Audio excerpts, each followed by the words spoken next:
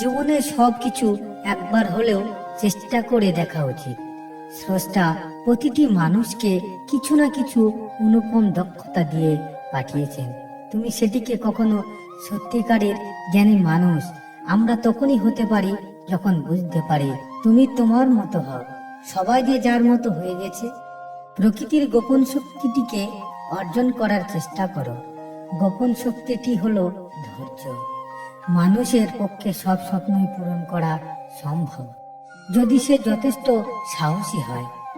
সমালোচনা তারাই করে যাদের নিজের ভালো কাজ করার কোনো ক্ষমতা নেই এবং অন্যের ভালো যারা কোনোদিন দেখতে পারে না।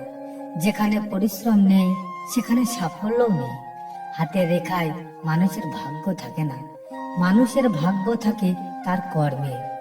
পরিচয় দ্বারা পাওয়া কাজ কিছু সময়ের জন্য থাকে, কিন্তু কাজ থেকে প্রাপ্ত পরিচয় সারা জীবন থাকে।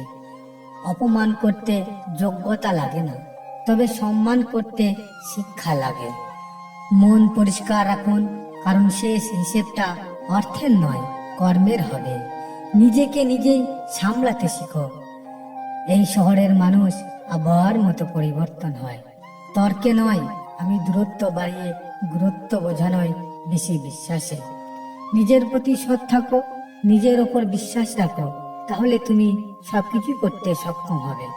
পৃথিবীর কোনো শক্তি নেই যা তোমার বাধা হিসেবে দাঁড়ায়। টাকা পয়সা না থাকলে কখনো গরিব হয় না। প্রকৃত গরিব তো সে যার একটা সুন্দর মন নেই। নিজের ওপর বিশ্বাস রাখো, তোমার দ্বারাই সব সম্ভব। জগতে এমন কিছু নেই যা তুমি পারবে না। এই সংকল্প নিয়ে এগিয়ে যাও, তুমি সাফল্য পাবেই।